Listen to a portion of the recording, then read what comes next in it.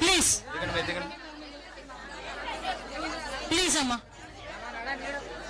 ఈరోజు అమ్మ కూర్చోండి. మీ అందరి ఉత్సాహం అది చాలా నిజంగా అభినందించదగ్గ విషయం. కాకపోతే ఈరోజు కార్యక్రమం ఇంకా ఉంది. రక్షాబంధన్ రోజు మనందరికీ కూడా చంద్రబాబు నాయుడు గారు ఇచ్చే భరోసా మనందరికీ కూడా అవసరం. దీనికి మనందరూ కూడా సహకరించాల్సిందిగా మీ అందరికీ కూడా కోరుకుంటున్నా. ఇప్పుడు రాబోయే కాలంలో ఒక మంచి కార్యక్రమాన్ని కూడా శ్రీకారం చుట్టబోతున్నాం. మహాశక్తితో పాటు మనందరం కూడా రేపు పొద్దున్న ఎలక్షన్లకు వెళ్ళేటప్పుడు మహాశక్తిని ఏ రకంగా తీసుకెళ్లాలి, మహాశక్తి విషయంలో ఏ రకంగా ప్రజల్లోకి తీసుకెళ్లాలి అనే విషయం మీద మనందరం కూడా కార్యోన్ముఖులుగా మారడానికి ఒక మంచి వేదిక ఇది. దయచేసి దీన్ని మనందరం కూడా గుర్తు పెట్టుకోవాల్సిందిగా కోరుకుంటూ ఈరోజు ఈ కార్యక్రమాన్ని ఉద్దేశించి మనందరి నాయకుడు, మనందరి అభిమాన నాయకుడు, మనందరికీ అన్న రాబోయే కాలంలో మహిళలకి భద్రత విషయంలో కానీ భరోసా విషయంలోనే కానీ రాష్ట్రానికి ఒక భవిష్యత్తు గ్యారంటీ ఇవ్వడానికి ఒక సత్తా ఉన్న నాయకుడిగా ఈరోజు మన చంద్రబాబు నాయుడు గారు మనందరి ముందు ఉండడం జరిగింది. గౌరవ చంద్రబాబు నాయుడు గారిని జాతీయ పార్టీ అధ్యక్షులు, మహిళా పక్షపాతి, మహిళల్ని అమితంగా గౌరవించే వ్యక్తి మనందరి చంద్రన్నని మాట్లాడాల్సిందిగా కోరుకుంటున్నా.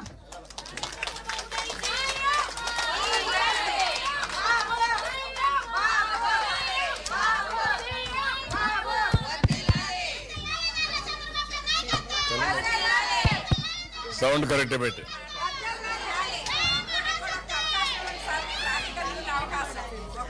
అదేమ్మా, ఇప్పుడు టైం తక్కువ ఉందమ్మా. ఇంకొక మీటింగ్, 2 మీటింగ్లు ఉన్నాయి. మళ్ళీ సాయంత్రం పెళ్లి కూడా ఉంది, మళ్ళీ వెళ్ళాలి. ఇక్కడ టైట్గా ఉందమ్మా ప్రోగ్రాం.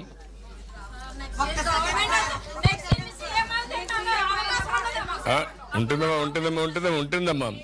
ఇప్పుడు ఎందుకంటే మీటింగ్ మనం గెలవాలి కదా ముందు ఎలక్షన్లో. ఇనమ్మా నువ్వుటే గెలిపించేస్తారా? క్లియర్, ఒక్కరే గెలిపించలేదమ్మా.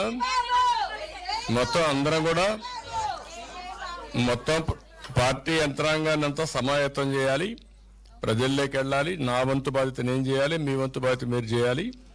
అన్నిటికీ కూడా టైం లిమిట్స్ ఉంటాయి మనకు. ఒకే ప్రోగ్రాం చేయలేం. ఏదేమైనా పోయేటప్పుడు మళ్ళీ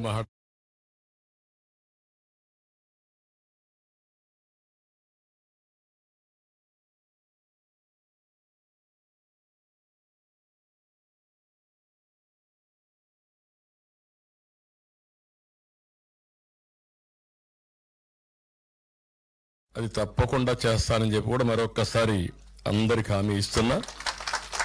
ఈరోజు మీరందరం చూస్తే రాఖీ పండుగ రోజున మిమ్మల్ని నేరుగా కలవడం నా భాగ్యంగానే భావిస్తున్నా. ఇక్కడుండే ఆడబిడ్డలందరికీ, రాష్ట్రంలో ఉండే అక్కలకు, చెల్లెళ్లకు అందరికి కూడా పేరు పేరున మరొక్కసారి రాఖీ శుభాకాంక్షలు తెలియజేస్తున్నా. రాఖీ అనంగానే మనకు గుర్తొచ్చేది, ఈ పండుగ చేసుకునే ముఖ్యమైన ఉద్దేశం బంధాలను పెంచుకోవడానికి. ఎవరైతే అన్న, అక్క, తమ్ముడు కానీ, లేకపోతే చెల్లి, అన్న కానీ ఎక్కడికక్కడ ఒక రాఖీ కట్టి మన అనుబంధాన్ని పెంచుకుంటూ ఒకరికొకరు అండగా ఉంటామని చెప్పుకోవడానికి మనం ఈ పండుగను పెద్ద ఎత్తున చేసుకుంటున్నాం. ఈ రాఖీ పండుగ సందర్భంగా మీ అందరికి విజ్ఞప్తి చేస్తున్నా, మళ్ళీ తెలుగు మహిళ ప్రపంచంలోనే శక్తివంతమైన మహిళగా తయారు చేసే బాధ్యత తెలుగుదేశం పార్టీది. ఇక్కడ మీరందరూ ఒక విషయం గుర్తుపెట్టుకోవాల్సిన అవసరం ఉంది. భారతదేశ సాంప్రదాయం చాలా విశిష్టమైనది. ప్రపంచంలో ఏ దేశంలో లేనటువంటి సాంప్రదాయం భారతీయుల సొంతం. ఈరోజు అమెరికా ఉంది, అమెరికాకు ఇండియన్స్ వెళ్ళారు, అక్కడ అమెరికన్స్ ఉన్నారు. కానీ అమెరికన్స్లో మీరు చూస్తే 10వ తరగతి పిల్లలు పాస్ అవుతానే పిల్లలు బయట వెళ్ళిపోతారు చదువు కోసం. అక్కడి నుంచి బంధాలు తగ్గిపోతాయి. అదే సమయంలో ఒక వయసు వచ్చిన తర్వాత మగవాళ్ళు ఆడవాళ్ళు కూడా వివిధ పెళ్లిళ్ళు కూడా చేసుకునే పరిస్థితి సంస్కృతి. అది వల్ల తప్పు లేదు, ఆ సంస్కృతిలో వచ్చింది. దీనివల్ల లాభ నష్టాలు మీరు వేరే చేసుకుంటే ఈ సాంప్రదాయంలో పిల్లలు సఫర్ అవుతున్నారు, పెద్దవాళ్ళకు కూడా ఆనందం లేదు. ఇటీవల కాలంలో భారతీయులు అక్కడికి పోతే వీళ్ళు కొంత ఆదాయం పొదుపులో పెట్టడం, పిల్లల్ని బాగా చదివించడం. ఒక్క మాటలో చెప్పాలంటే ప్రపంచంలో ఎవ్వరూ చేయని పని. పిల్లల కోసం బ్రతికే ప్రజలు ఉన్నారంటే ఒక్క భారతదేశంలో ఉండేవాళ్ళు తప్ప ఇంకొకరు కాదు. కూర్చోండి. సంపాదించినట్టే ఖర్చు పెట్టుకుంటారు. అందుకే వీకెండ్ వారాన్ని సంపాదిస్తే వారాంతరం మొత్తం ఖర్చు పెట్టేస్తారు. కానీ మన వాళ్ళు అట్ట కాదు. కొంత పొదుపు చేస్తాం, భవిష్యత్తు కోసం ఆలోచిస్తాం, పిల్లల్ని బాగా చదివిస్తాం. ఒక విధంగా అయితే తల్లులుగా మీ పాత్ర నేను చూశాను, మా తల్లిని కూడా నేను చూశాను. తల్లి భోంచేయకపోయినా పిల్లల కోసం త్యాగం చేస్తారు, భర్త కోసం త్యాగం చేస్తారు. అది భారతీయ సంస్కృతి, అది మహిళామూర్తులు చేసే త్యాగం. అందుకే ఈరోజు అమెరికాలో కూడా మన సంస్కృతిని మెచ్చుకుంటున్నారు వీళ్ళ వల్ల.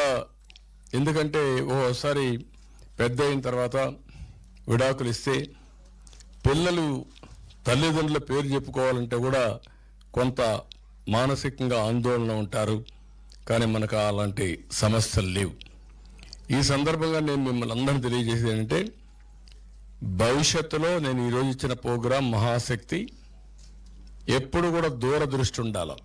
ఈ రోజు కోసం బ్రతకచ్చు, రేపు కోసం బ్రతకచ్చు, కానీ భవిష్యత్తు కోసం ప్రణాళిక తయారు చేసి దాన్ని అమలు చేసే ఏకైక పార్టీ తెలుగుదేశం పార్టీ. ఈరోజు మీరు చూస్తే 86, ఇప్పటికి ఎన్నేళ్ళు అయిపోయింది? దగ్గర 2026 వస్తే 40 ఏళ్ళు అయిపోతుంది. 86లో ఫస్ట్ టైం ఎన్టీఆర్ వచ్చిన తర్వాత మహిళలకు ఆస్తిలో సమాన హక్కు ఇవ్వడానికి చట్టాన్ని తీసుకొచ్చాడు. అది ప్రారంభం. రెండోది పద్మావతి మహిళా యూనివర్సిటీ. పద్మావతి మహిళా యూనివర్సిటీ ఎందుకు పెట్టారు? ప్రతి ఒక్క తల్లి అదే పనిచేస్తుంది, తండ్రి అదే పనిచేస్తారు. మీకు కూతురు ఒక అబ్బాయి ఉంటే ఎవరిని చదివించాలి, ఒకరికే అవకాశం ఉందంటే మీరు కూడా ప్రిఫర్ చేసేది అబ్బాయిని ప్రిఫర్ చేస్తారు. ఎందుకు? ఈ అమ్మాయికి పెళ్లి చేసి ఇంకొక ఇంటికి పంపించేద్దాం, ఉండేది మనతో, మనం చూసుకునేది ఈ అమ్మాయి చూసుకుంటుంది కాబట్టి ఈ అమ్మాయికే చేద్దామని ఆలోచిస్తారు. కానీ ఆ రోజు ఎన్టీఆర్ ఆలోచించింది కాదు, ఇది కరెక్ట్ కాదని.